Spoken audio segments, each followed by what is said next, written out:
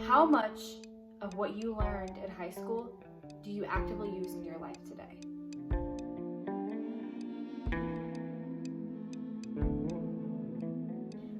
I've asked many people that question, and most people can't name more than 2 things. So we spend 13 years in school, if you count kindergarten through 12th grade, but we don't use practically anything we learned in the real world. And all it took was a little bit of research into the history of the school system for me to figure out that this was the plan all along. School is supposed to teach you nothing.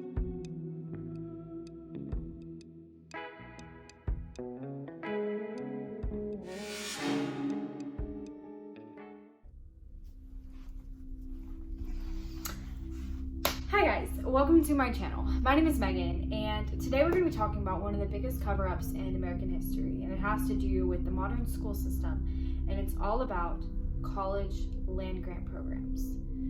So let me just paint a little picture for you of how we got to this point, and I'm going to ask you a question. How much of what you learned in high school do you actively use in your life today? In fact, can you name 5 key things you learned in high school that you use in your life today? I've asked many people that question. People of all ages, people 18 years old who just got out of high school, people in their 60s who've been out of high school for a while, and I get the same answer every single time, and most people can't name more than 2 things. So we spend 13 years in school, if you count kindergarten through 12th grade, plus an additional 4 to 10 years at college, which is almost 20 years of school. But we don't use practically anything we learned in the real world. Now there's something to that. There's something to that that makes you question. And I questioned when I was 17 years old, and I was in I remember one of my high school classrooms, and I was thinking to myself, why aren't I learning about financial education? Why aren't I learning about personal development? Why aren't I learning about people skills? Sure, I'm learning pre-calculus.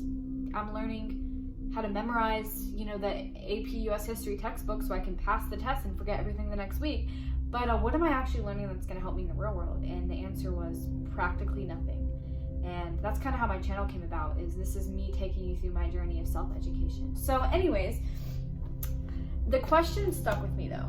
Years went by and I still wondered, where did we go wrong with school? How did we get to this point? And all it took was a little bit of research into the history of the school system for me to figure out that this was the plan all along. School is supposed to teach you nothing. In fact, I have a document right here. It's called The Country School of Tomorrow, written by a man named Frederick Taylor Gates, and we're going to talk all about him. Frederick Taylor Gates was John D. Rockefeller Sr.'s business advisor. They also co-founded the General Education Board in 1903, which became the leading figure that revolutionized American education.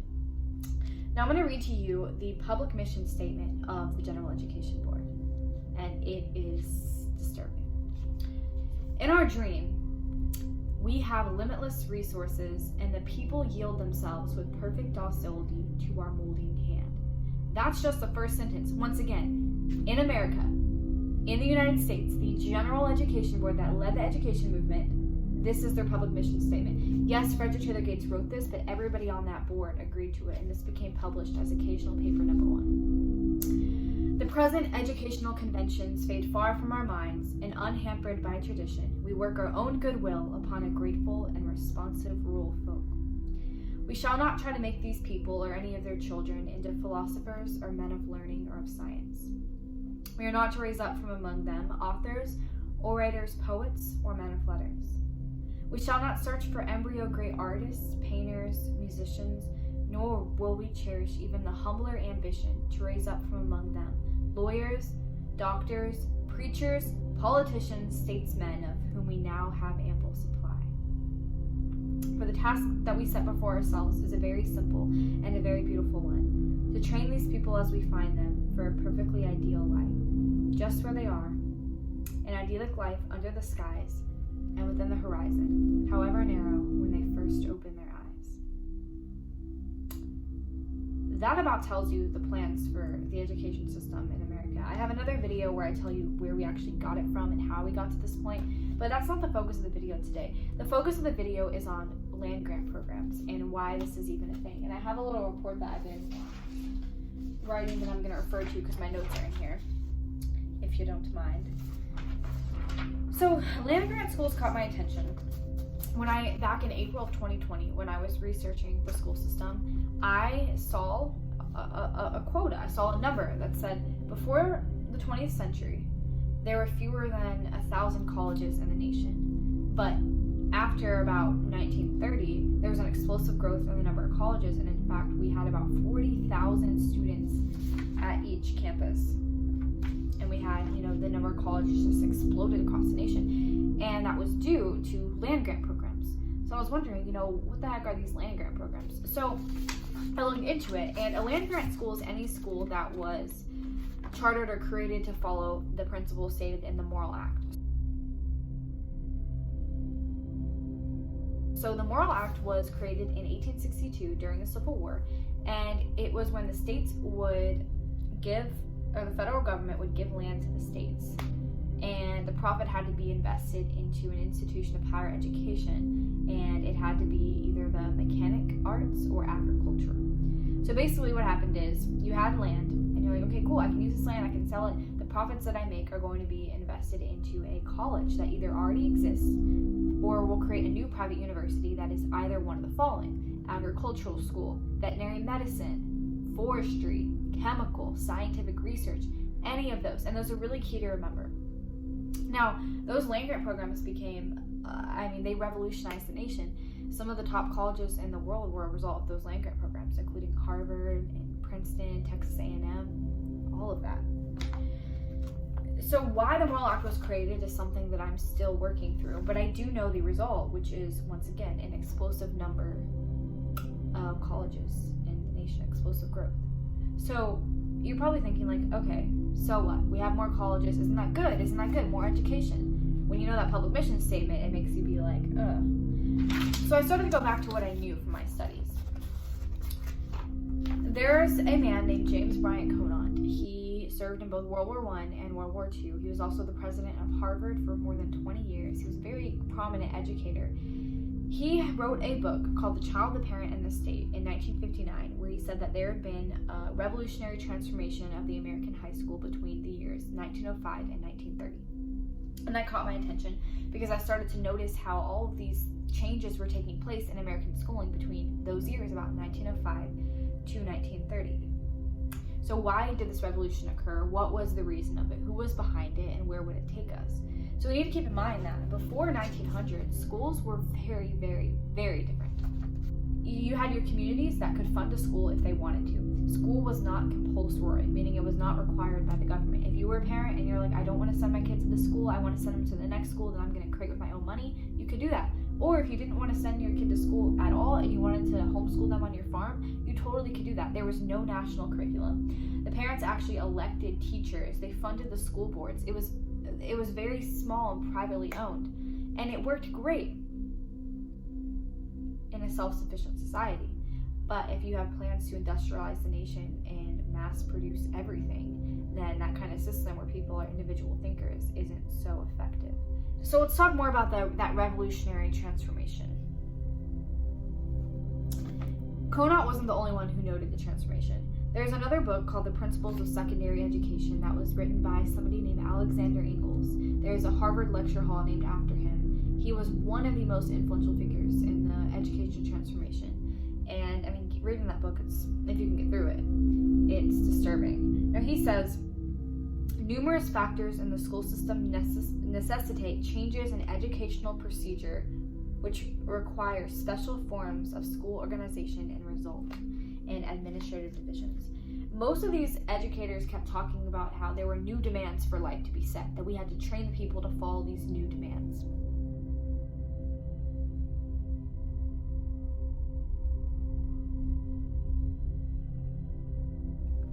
Elwood Coverley, he was the dean of the Stanford School of Education, another very, very, very influential figure. In fact, John Taylor Gatto, who was one of the most successful researchers into the history of the modern school system, said that Coverley was the #1 influential figure behind this revolution. Now, Coverley wrote something in a book.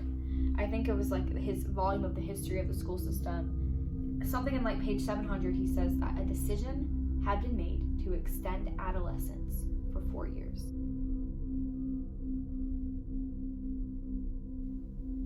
We need to keep in mind that Coverup worked under pretty much the Rockefellers. So the people making the decisions were the people in power, the people with the money. I personally believe that there are people even above Rockefeller, but Rockefeller was a very key figure in this education transformation. There's even a famous Rockefeller quote where he says, "I don't want a nation of thinkers, I want a nation of workers." So if you haven't got it already, the purpose of American schooling is to create workers, not thinkers. They want you to work in factories. They want you to work mindless jobs. They don't want you to use your creativity and individualism. Because if you did, you would never work for companies that treat you horribly and don't really care about you. All right, so another one. I actually have a hard copy of this one. The General Education Board, an account of its activities between 1902 and 1914. A quote from them on page 186 says, "The very substance of rural education in these instances has been more or less transformed." And once again, I'm going to read from James Bryant Conant, who also said this. Now think about this. "The American public between 1930 and 1945 were so concerned with first the Depression, then a global war, that few fully realized that a revolutionary transformation of the schools had just occurred." That's sad to me. While the public was engaged in the chaos of the Depression and World War I and then World War II coming, they weren't even paying attention that the school system was being changed right in front of them. And when the school system is changed, it changes your entire life. Even in the Country School Tomorrow, the essay that was published as the public mission statement says that education is not in teaching people what they do not know, it's in teaching people how to behave. So we know for sure there was a transformation of education, but why? What caused it? This is when it ties together. I was studying the child, the parent, and the state, and I was looking for the reason why, and it was really hard to find until I found this one very, very subtle mention that says, "One can almost speak of the revolutionary transformation of American higher education as a consequence of the flood of federal money which now inundates the institutions of higher learning in the form of grants or under contracted agreements." The land grant programs.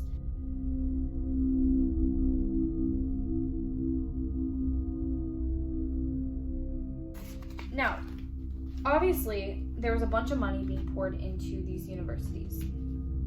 And if you actually take the time to read this entire account of the Country School Tomorrow, you'll figure out why. Towards the last couple pages, they say, I'll read for an example, "The college campus will extend to the boundary line of the state, so to include all its industries, its farms, and its households. The university writes the laws that go on the statute books. University professors guide and control the main departments of state administration and inquiry. There is no limit to the financial resources which a grateful people are placing at the disposal of learning." So they propagandize funding these institutions of higher learning, these land grant schools that became the #1 schools in the nation, in the world, like Harvard and Princeton, because think of it, any study that's released from Harvard, everybody's just kind of like, "Oh yeah, that must be right. Harvard said it, that must be right." A lot of experimentation for the U.S. agriculture system was done at these land grant universities, and if you look at the government guidelines for agriculture, it's a hot mess. It's actually hysterical.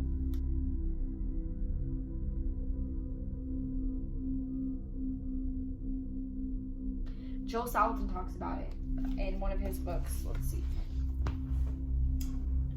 "You Can Farm" by Joel Salatin. He's a regenerative farmer.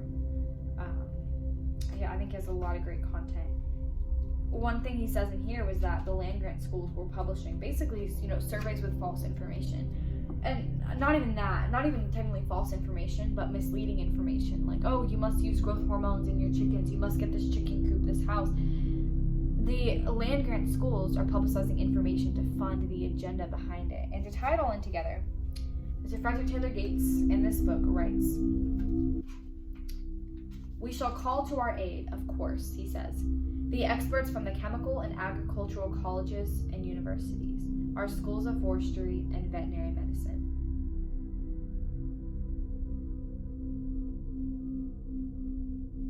They shall examine and report. They shall lecture and demonstrate before us and be in constant correspondence with us. We shall submit to them our two difficult problems, and they shall solve them for us. Oof. He's literally saying right here that the people who are going to help them behind the Rockefeller Gates agenda are going to be the land-grant schools, because the land-grant schools are your colleges of agriculture, chemicals, forestry, and veterinary medicine.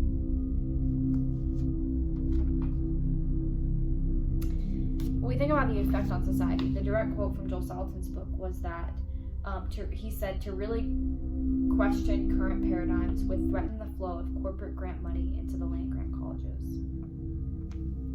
It's a massive money-making system. I'm reading another book right now called Plucked. It's really good, by Marin McKenna, and it's, she says, it's how big business changed the way the world eats. What happens is, look, industrialization is great to an extent. It really helped advance our nation. It really helped us generate more money and create more jobs, but at what cost? I mean, look what's happened. We've created a factory model in our school system. We're literally mass producing people in the school system. We're not catering towards individualism. It's all about industrialism. Not only have we industrialized education, which was one of the biggest mistakes of all time, we've also industrialized food production. I mean, just to see the difference, and there's lists and lists of people with no college degree or even no education that still made something of themselves. Nowadays, we have people going to college for degrees that probably don't even exist when they get out of school. Like, you have people spending $40,000 to $80,000 on a digital marketing degree. Digital marketing changes every day. If you want to learn it, take an online course and start your own agency. It's just shocking to me how all of this happened and how there's very few people questioning it. It's just sad to me. It's really sad. Same with food. Try a steak, a grass-fed and finished steak, or chicken, or like pasture chicken, or pork, any kind of animal product from your local family farm, and then go to Walmart and buy the same thing and compare the taste.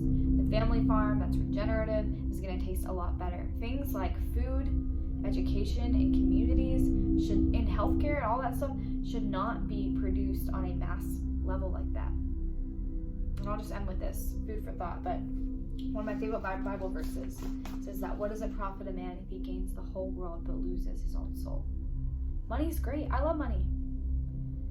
But I equally love health, and I love good people, and I love education the same. The people have been studying the history of education for years. It doesn't look like much has changed. So the real key to change is in you.